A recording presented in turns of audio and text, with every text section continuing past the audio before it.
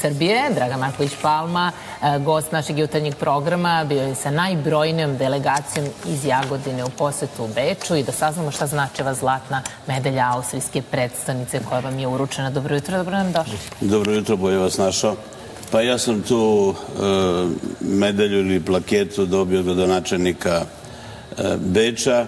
Zašto mi je uručio zlatnu medalju? Zato što ja već 11 godina u Beč vodim velike delegacije. Ove godine je najveća, najbrojnija delegacija, 850 ljudi, bili su studenti, zdravstveni radnici, prosvetni radnici, vaspitači, zaposleni u javnom komunalnom preduzeću, čak i oni što čiste ulice. I to su ljudi, to su građani, oni su bili su privrednici. I mi uvek imamo po neki politički sastanak u Beču. Ja pre 10 godina sam napravio prijateljske odnose sa Slobodarskom partijom, kada su tada bili opozicija, čiji je predsjednik gospodin Štrahe, a potpredsjednik gospodin Gudenus, i oni su sve vreme podržavali Srbiju i vršili peticiju, internet peticiju, kada je Kosovo postalo nezavisno i sva ta nepravda koja godinama se činila nad Srbima. Danas Slobodarska partija ima 6 ministara, imaju i ključnu ulogu u vladi Austrije. I ne samo da sam se sa njima sreo sam se i sa poslanicima koji su članovi poslaničkog kluba prijateljstva Austrijsko-srpskog parlamenta. Ja sam predsjednik poslaničkog kluba Srpsko-austrijskog prijateljstva i tamo smo razgovarali o dosta tema. I kažu oni, evo, izveštaj Evropske komisije je da nema sloboda medija u Srbiji, da, ne znam, u parlamentu mnogo amandmana se podnosi i tako dalje. Ja ih pitam, da li po vašem poslovniku o radu, pošto je Gudenus predsjednik poslaničkog kluba Slobodarske partije u Austrijskom parlamentu ima 51 poslanika, a gospodin Kovačević iz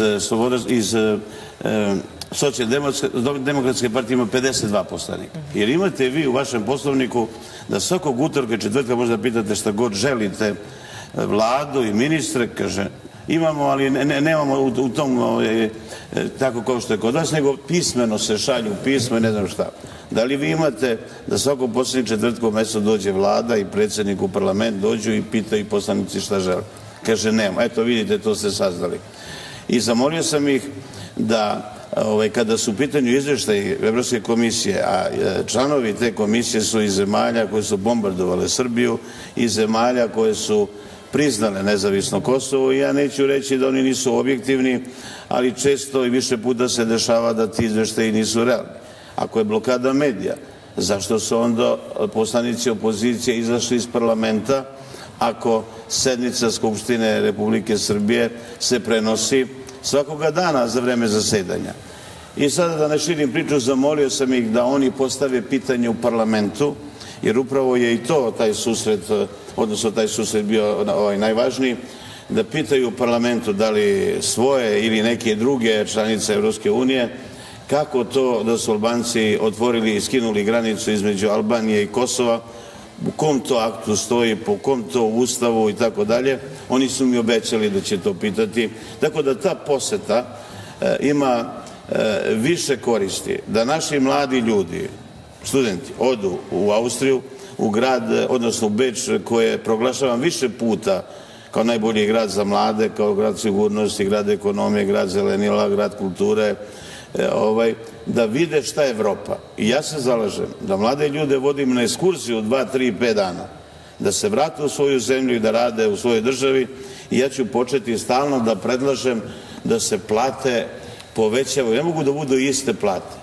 Ne mogu iste plate da budu u preduzeću ono ko radi non stop, onaj ko ima rezultat i onaj čiji je opis posla takav. Neću je reći da ljudi ne rade koji idu na posao, ali se razlikuju obaveze i odgovornost zaposlenih i ti mladi menadžeri koji su veoma važni za budućnost Srbije.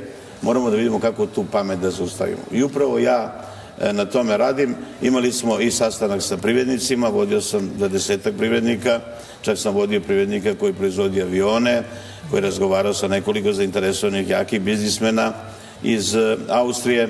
I šta je još najvažnije? Pozvao sam sve Srbe, vlasnike velikih kompanija, da više ne budu gastarbajteri, ne samo u Austriji i u belom svetu, da dođu u Srbiju da budu poslodavci, da donesu svoj kapital. Srbija nije ono... Kakav ste odgovor dobili? Pa dobio sam odgovor da će ljudi razmišljati, znate šta, teško je kada neko otišao u beli svet kada imao 15 godina ili je rođen, otac i deda su mu već tamo otišli i teško je da on sada promeni tu svoju naviku, kulturu i tako dalje, ali ako svakog meseca mi u Srbiji otvaramo po neku fabriku, onda je to pokazatelj da postoji sigurnost, stabilnost. Nikada, poslednjih 20 godina nije se dešavalo da mire kurs, da je dinar stabilan, da možda uzmete kredit, da znate kolika vam je rata. I ono što je posebno za nas važno da ta međunarodna popularnost u ekonomskom smislu je mnogo bolja. Neki kritikuju, čujemo u opoziciji juče, šta je to Nemačka prevarila Vučić i tako dalje. Pa nije tačno. Globalna politika Nemačke i svih tih velikih sila ne menja se personalnom promenom kada je u pitanju status Srbije. Ali, šta smo mi dobili? Ona je dala zeleno svetlo na način što se više puta srela sa Vučićem da veliki investitori iz Nemačke donesu kapital u Srbiju, zapošljavaju radnike. Više hiljada radnika Srba je zaposleno u nemačkim kompanijama. I sad da se vratim, i odakle su mi pare da sve to radim. Ja ne vodim samo jednom godišnje građane u Beč. Ja sam, na primjer, vodio studente iz 34 grada. To su studenti iz drugih gradova koji studiraju u Jagodini. I studenti Jagodinci koji studiraju u Jagodini i studenti Jagodinci koji studiraju u drugim gradovima. Sredstva su od donatora. Sva ta putovanja, a do sada sam ih imao 75 za poslednjih 14 godina, nijedan dinar nikada nije plaćen iz budžeta od donatora. Kada mi je bio državni revizor pre 8 godina prvi put, pitali su me kakva je ovo pozicija donatori. Ja kažem, je to zabranjeno, jer postoji ugovor, vidite, uplatili su nam sredstva, mi ta sredstva uplatili onima koji nam vrše usluge, onima kod kojih mi idemo i tako. Ne, kažem, nije zabranjeno, procedura je ispoštovana, nego nismo videli u drugim gradovima. Pa nemojte mene da pitate to što vi niste videli u drugim gradovima. Evo ja sada od 28. maja do 1. juna vodim u Paraliju 1000 ljudi. Šta se još dešava u Jagodini, a da nema u drugim gradovima? Pa mnogo toga se desilo. Znate, ja ne želim da se sad hvalim da kažem da u drugim gradovima ništa ne valja, najbolje u Jagodini, o tome će građani da procenjuju, ali evo, na primer, besplatan prevoz, 80.000 ljudi se vozi besplatno u Jagodini. I vi ćete me pitati odakle su mi pare, odnosno odakle su nam pare grada. Mi štedimo. Mi nemamo komunalnu policiju. Svi ti varošice, što bi naš narod rekao po Srbiji, komunalna policija, uniforma, onda ne znam, prate tu nešto predsjednika, rotacije na nekim vozilima, pa da mi kažnjavaju narod, onaj koji sipa traktorsku prikolicu pesak da dogradi neko kupatilo ili je dobio unuku, sina i tako dalje. Još sad čujem da će da se poveći ovlašćenje komunalnih policajaca, da vas privode, da vi sad idete ulicom i on kaže dođite ovamo, vi ste tip sumnjivog lica, morate da dođete na razgovor, toga u Jagodini nema, jer mi imamo policiju, Ministarstvo unutrašnjih poslova koji veoma dobro rade svoj posao. Prvo što će da mi troše budžet, imam pravo na 20 nešto policajaca, 2 miliona svakog meseca će da mi uzmu, i drugo, šta da mi treniraju, strogoću po gradu. Evo to nema pauk vozilo. Ako bre pauk vozilo, pa neće meni pauk vozilo da uzme auto i mojim zamenicima i policiju. Nego će uzeti običan čovjek u onom geđi koji je došao na pijacu da proda nešto i pauk vozilo mu uzme. Vozilo je košto 12 do 50. Kako rešavate? Gde se parkira? Pa imamo parking. Pa i ako negde čovjek stavio za jedno 5 minuta, neka sad plati kaznu ako policija kazni, ali mnogo je manja kazna 1000 dinara nego 15.000. Ne stavite mi na muku od prošle nedelje, molim vas. Kažite, vi prvo kad vidite da vam auto nema, dve stvari, odmah ovako, roletna pada, neko je ukrao auto, da li ste nešto zaboravili u autu. Moj slučaj prošle nedelje. I pazite, i sad ako vam 2 puta mesečno uzmu auto... Ode plata. dobro, imate i malo veće plate. Ne mislim ja na Irinu, to ja na mene mislim, na sebe mislim. Žikina plata. Penzija. Dobro, a volimo da pomenemo da ste domaćinu poklonili plaketu Jagodine, kao i medaljon sa grbom Jagodine, sa grbom Srbije i da ste razgovarali o tome da se što više vodi računa o ljudima koji žive i rade u Beču. Najveći broj studenta srpskih ima upravo u Beču od svih evropskih gradova i ja sam ga zamolio, ima preko 200.000 Srba koji žive u Austriji, a u Beču statistika kaže između 100 i 120.000 Srba živi u Beču. Ti građani naši su veoma zadovoljni i samo da se nastavi onako kako je bilo i do sada, da i oni imaju taj status kada je u pitanju i socijala. Naprimjer, današnji gradonačelnik Beča je napravio 220.000 stambenih jedinica za socijalno ugrožene građane. I to je grad koji najviše i država pravi stambeni prostor. Oni iznajmljuju, ne poklanjaju, ali na primjer u Beču stan od 55 kvadrata košta 700 evra mesečno, a vi dobijete za 150 evra kao porodica koja je socijalno ugrožena ili ima mala primanja ili standard platu koju primate ne pokriva vaše troškove. I razgovarao sam sa gospodinom gradonačelnikom da on dođe u Srbiju, da obiđe nekoliko gradova, da ja dovedem jedno 20 gradonačelnika. I nije Srbija samo Beograd. Svi koji dođu od političara, oni dođu u Beograd. I znate šta, oni treba da čuju mišljenje građana iz unutrašnjosti. Mišljenje građana iz unutrašnjosti je identično sa Beogradom, odnosno sa ljudima koji vode ovu državu i kada oni se uvere da je to tako i da mi šetamo i ulicom, ja, na primjer, svakog investitora koji dođe u Jagodinu vodim ga kod mene kući. Moja supruga kuva kafu tim ljudima, damo im nešto na čačkalicu ili pitu, spremi i ne znam šta, da bi ostavili utisak. Jer stvoren utisak o Srbiji preko velikim svetskim medijima je da smo mi najgori narod na svetu. Kad on dođe jednom i kad ga ja provedem 3 dana, što bi naš narod rekao, on je moj Boži i više nikada ne izlazi, ako je imao i 30% razmišljao da li će da uloži kapital ili neće. I sada u Jagodini, na primjer, smo potpisali 12 ugovora, 9 fabrika radi. Najveća fabrika je napravljena u Srbiji posljednjih 10 godina u Jagodini, 70.000 kvadrata, 70 miliona evra investicija i oni proizvode selotep traku. Šta je meni najvažnije? Da ne prave konkurenciju srpskim fabrikama, da izvođači budu Srbi i srpska preduzeća kad se te fabrike prave i da on ima tržište i da je taj proizvod brend. Kad neko dođe od stranih investitora sa tržištem, onda je tu zagarantovan posao, zagarantovana primanja i tako dalje i ja sam nastavio dalje. A nisam ja samo dovodio investitoru u Jagodinu. Ja sam vodio preko 50 gradonačelnika do pre 4 godine iz Srbije u više država. U Italiju smo bili u 4 grada, bili smo u Nemačkoj, u Francuskoj. Na primjer, odvedem poljoprivredne proizvođače u Francusku na poljoprivredni sajam. I sad odemo mi u hotel sa 5 zvezdica, tamo treba da ubacite karticu kad uđete u sobu, da upalite svetlo. I jedan naš domaćin koji je paresolans domaćin ušao, pretisao taster, kaže, ovi izgleda nisu uplatili svetlo. Sad je bilo isključenje u Srbiji i tako dalje. Onda jedno dvojica su se izuli ispred vrata, zato što unutra tepik. Ja ih vodim u hotel sa 5 zvezdica. Znači, poljoprivredni proizvođač spava u hotelu sa 5 zvezdica i oni ostavili cipele ispred vrata, međutim kad u hotelu ostavite cipele ispred vrata, to znači da cipele treba da vam očiste. Kad su izašli, lepše su sada nego kad smo kupili nove cipele. Ali to su namerno oni uradili, to je uticaj Jovanče Micića i na vas i na sve. Da ceo sve podviću da to je Jagodina. I pazite šta, gde god smo išli, mi smo napravili neki posao.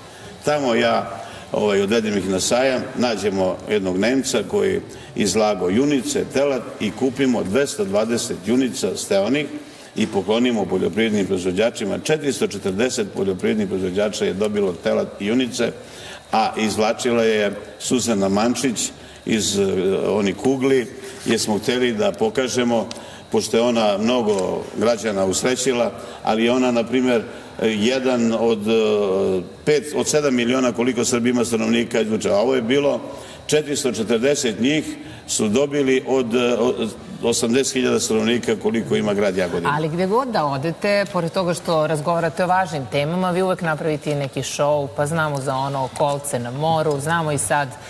Kako na moru? U moru. U moru, jeste. Sad ste izazivali devojke da se bore protiv nas. Vas, mislim da imamo i snimak jedan. Nisam ja izazivao, nego videli su da te devojke su tu. Evo da vidimo. Sportiskinja. To su sportiskinje, tako, iz Jagodine? Da, karateskinje i bokserke. I to su devojke koje imaju veoma visoke uspehe na međunarodnim takmičenjima. Sve su zaposlene. I zašto sad devojke? One su interesantne. Svi su pričali i pisali o tome. I one su, na primjer, čuvale Đanija. I ja kažem, ajde kao da vidim, napadnite Đanija, šalimo se, Đani peva i Đani kaže, jao, majko, spašavajte. Ali Đani je moj drug, pa sam Jel napadao neko Marića? Vidim Marića ovde u kadru. Nije niko napadao Marića, ali Marić me je oduševio, igrao je. Ceca je pevala i Marić igra, kaže, Mariću, jesi ti iz Kuda Brašević, kleteš. I meni je delovao kao da iza Brašević. I šta je još važno, da vam kažem, da se ja prilagođavam sredini gde odem. Odemo mi u Egipat, odvedem 50 članova delegacije, tamo spremi guverner Ahmed. Inače, on je treći čovek predsjednika Sisija, predsjednika Egipta. I kažu, evo, mi smo vam spremili ono delo da obučete, cela delegacija, svi ajde obucite, jer to je njihova nacionalna nošnja. Kad me odveli u beduinsko selo, Kamila kaže, morate da uzjašete Kamilu. I kaže, moram, jašem. Ja se uzjašem Kamilu. Kad je Kamila krenula, pustili himnu srpsku. I onda me neki kritikovali, kao eto šta sad himna srpska i tako dalje. Pa nisam ja režisor, ljudi nisam mogu. I ja sam tog čoveka kupio za sva vremena. Pazite, posle drugog dana ja ga pitam, da li vi možete nama da pomognete da Egipat ne glasa da Kosovo uđe u Interpol. Kaže, mi preko sutra imamo sastanak kod Sisija, predsjednika Egipta, i pitaću. Kada se vratio, kaže, bit ćemo uzdržani, a glasali su za ulazak u UNESCO. Sada idem ponovo, od 16. aprila, odnosno 19. aprila do 25. vodim proizvođače, privrednike, nekoliko poljoprivrednika, proizvođače mesa i da napravimo neki posao. Eto, to je poenta, ta saradnja. Ja ne idem zbog Jagodine. Naprimjer, u Grčku, nisam malo pre završio, vodim 1000 ljudi od 28. maja do 1. juna i od 28. augusta do 1. septembra. Isto 1000 ljudi, 2000 ljudi. U Jagodini ne postoji čovek koji ima i neće postojati za godinu dana, koji ima do 90 godina, a da nije bio u nekoj organizaciji, u organizaciji Skupštine grada negde na moru. Neki penzioneri kažu, mi smo stavili gaće pre 25 godina kupaće, da vidimo da možemo da igraće. Misli da više neće ići na more, jel? Dešavalo se i to, da sam im kupovao kupaće gaće u Parali, ima nekom su male, nekom su velike. Da poraste za tamo imamo jednu prodavnicu, jeftino je to, 3-4 evra, nije to, ali za te ljude penzionere je to skupo. I onda sam ja ih častio kupaćim gaćama. I eto, jednostavno, ja volim kad su ljudi zadovoljni, da i oni nešto vide, kad se vrate u svoj grad i svoju državu, da ne mrze svoju državu i da kažemo sve je lepše negde tamo drugde. Ali poslali ste jednu važnu poruku i zanima me kakva je reakcija Austrijanaca na vašu poruku da je Srbija sigurna za investitora. Pa pazite, evo kad se to već rekli kod Austrijanaca, da se vratim, jedan je tamo, ne znam, ima neku funkciju Socijaldemokratskoj partije, rekao gradonačelniku, što ste dali Palmi zlatnu plaketu kad je on homofobičan. Nisam ja homofobičan. Kažu, podelili ste Bečlije, takve su bile neke nastave u novinama. Da, mislim, ne sakrijemo to da vaši gledalci ne kažu, nisam ja homofobičan. To je moj stav od rođenja. Ja protiv tih ljudi nemam ništa. Neka rade u 4 zida, šta želim. Ali imam pravo da kažem da sam protiv parade srama, za mene to nije parada ponosa, da sam protiv sklapanja istopolnih brakova i da sam protiv da se usvajaju deca, da 2 muškarca ili 2 žene usvajaju decu. To je moj stav. Dalje, ti Austrijanci znaju, ja poslednjih 8 godina pričam, neću da pređem na pešački prelaz. U stvari, bilo je do pre 3 godine na svim pešačkim prelazima svetlo muškarac i žena. i kad je bila izborna kampanja neko, možda i baš taj što se mene napadao, promenio to svetlo i stavio dva muškarca se vode za ruke. Ljudi, na ovaj pešački prelaz ne prelazi. I išli smo, ne znam, jedno 100 metara u jednu ulicu ušli gdje nema pešački prelaz. Pa je li moguće? Moguće kako? Moguće ulica Ketronštrase, to je glavna ulica šetačka u Beču, sa leve strane vam je... Moguće da niste htjeli da pređete ulicu. Nisam i ne prelazim tu. I još uvek jedno su zamenili sada, da zbog mene ne znam šta, a sa leve strane postoji gde dva muškarca se drže za ruke. Ne da ne prelazim, ne gledam u da se ovako pravo gledam. I sad eto to mi zamerio što ja u Austriji. Pa čekaj čoveče, ne možeš da meni zameriš moj stav, kao što ja tebi ne zameram stav da si ti za to. Ali me pohvali i kaže da sam ja do sada Beču donao preko 5 miliona evra. Jer sad sam vodio 850 ljudi. Svako od njih je potrošio između 100 i 150 evra, plus ono što je cena koštanja hotela, karata. I da ne preskočimo, jedna od tema je bila i borba protiv bele kuge, jako bitna tema za nas ovde u Srbiji. Jeste, ja sam ponosan što je Jagodina drugi grad posle Beograda po broju rođenih beba, a imajući u vidu da je Beograd metropola i da je Beograd interesantan za sve iz unutrašnjosti bi da žive u Beogradu. Mi smo prošle godine imali 100 beba više rođeno nego 2017. godine i iz godine u godinu se to povećava. I šta je pokazatelj? Nije to dovoljno jednokratna pomoć. Ja se borim 14 godina. Cena vrtića je bila najjeftinija u Srbiji. Cena vode po kubiku. Đaci 14 godina iz Jagodine idu na more, oni koji završe 4. i 8. razred idu u Buljarice, plaća se iz budžeta, a oni koji završe srednju školu idu u Grčku. 14 godina nisu đaci plaćali autobuski prevoz i penzioneri, već se plaća iz budžeta. I samo da završim, malo prije sam završio, pa dozvolite, odakle su pare, krenuo sam sa policajcima komunalnim. Nemam ništa protiv tih ljudi i neka oni rade u Beogradu i u velikim gradovima. Ali u Jagodini ne primaju članovi gradskog veća plate, u gradovima u komšiluku oko mene primaju po 100.000, to je neto, plus porez na to, pa onda vidite koliko od 11 do 25 članova gradskog veća, a šta oni rade? Ništa. Paraziti, neka mi oproste, jednom u mesec dana konstatuju predloženi politički dnevni red gde partije koje ima više partija, na primjer u opštini, sad naprave dnevni red i oni to izglasaju. I za to da primaju plate. Mobilne telefone, činovnici, načelnici imaju 1.500 dinara, u drugim gradovima je to 50.000. Funkcioneri u Jagodini zabranjeno im da koriste mobilne telefone gradske. U komšiluku od Jagodine 57 km, jedan grad, funkcioneri 220.000, jedan platio 180 za vreme roaminga. Je li bre prijatelji, to dedovina? Da platiš 220.000, to su 7 plata u centralnoj Srbiji, u siromašnim opštinama i tako dalje.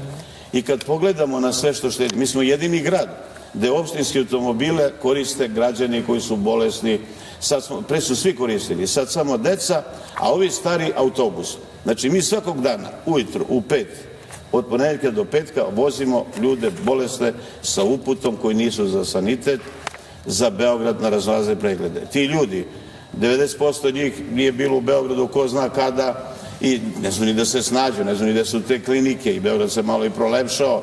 I sad kad dođete pa fontana, pa ovo, pa ono, ja nisam ljubomoran na Beograd kao neki drugi, što je Beograd lepši i Jagodina će biti interesantnija.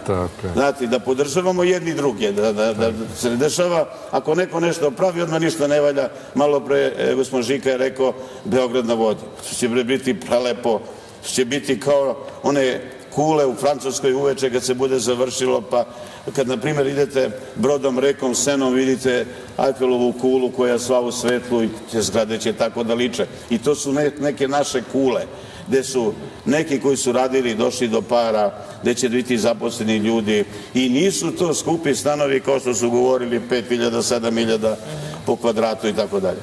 I jednostavno, eto, ja sam čovek koji hoće da pomogne svima. Kada sam te gradonačelnike vodio, svi su oni videli kako ja to radim i šta. U Batočinu sam doveo jednog privrednika, napravljena fabrika i ta fabrika radi. Pomogao sam Prvoj petoletki iz Trstenika da napravi kontakte sa fabrikom aviona iz Milana. Ravanica, tadašnji direktor, je bio napravio kontakte sa Sankt Peterburgom i u Sankt Peterburg sam vodio delegaciju da svoje proizvode izvozi tamo. I imali smo nekoliko privrednika iz Novog Pazara, inače Novi Pazar i ljudi koji su drugačije nacionalnosti. Su mnogo dobri ljudi i ti ljudi hoće da rade, privrednici, njih politika ne interesuje. I ja ih molim da ne slušaju dva prolupana politika, odnosno jednog prolupanog političara u ovom trenutku, da svađa taj narod. Nekada nedeljom i utorkom je bio glavni tržni centar u Novom Pazaru, cela Srbija odlazila u Novi Pazar da kupuje robu i tako dalje. I mi treba da širimo prijateljstvo, da ekonomija bude spona. Bio sam u Zagrebu kod gradonačelnika Bandića. Zašto? Pa da kažemo, ljudi, neću ja da pričamo o srpskim ratnicima, o političarima srpskim, nemojte ni vi o Ante Gotovini. Ajmo da vidimo, znamo mi sve šta je bilo. Kako mi da taj naš narod posvađani pomirimo, da vidimo šta je to što je budućnost jedne i druge države, komšije smo. I tako da, isto tamo novinari me dočekali, zašto ste vi došli ovde i već ne znam šta, kada sam rekao zašto sam došao. I tako da gospodin Bandić postao jedno prvo kao nešto nije znao. Kada je prošlo mesec dana, ponovo me pohvalio i to je jedan od najuspešnijih gradonačelnika na Balkanu, da vam kažem, izuzev grada Beča. I mi moramo da sarađujemo sa dobrim ljudima, sa prijateljima. Evo, bio sam u Sloveniji kod gradonačelnika, kod gospodina Jankovića. Znači vi negujete prijateljske odnose. Niko mene nije to nešto inspirisao, tero, idi tamo, idi ovamo. Nego sam, na primjer, Bandić me sam zvao, često me puta pozdravljao preko njegovog ambasadora. Imao on dosta toga što je radio, a nije patentirao autentično. Imam ja dosta toga što sam radio, razmenili mišljenja, ja nešto doneo ovamo, on njemu nešto ostavio u smislu ideje i upravo je to budućnost jedne države. Šveđani i Norvežani, Dragane, će se učiti na vašim primjerima, a ja vas pozivam u moje selo Jasikovice, imam tamo jedno 900 metara puta, nije asfaltiran, obećavaju mi ovi moji tamo godinama, a nikako da to završe. Slušajte. Jedino je Bata Gašić prošle godine izdejstvo je 500 metara i zahvaljujem mu na ovo. A koliko metara ostalo još? Ostalo još 900. Još 900? Pa da. Bate i ja da to zajedno asfaltiramo. Vidio sam ja jednu emisiju o vama, lepo ste vi to napravili i upravo vi zato dugo trajete, što ste vi čovjek iz naroda. To kad kažu Žika seljak ili Palma seljak, da se ponosimo tim terminom. Normalno, da. Seljak ne znači degradacija. Seljak znači mučena duša i znate šta znači i kad nema i kad ima.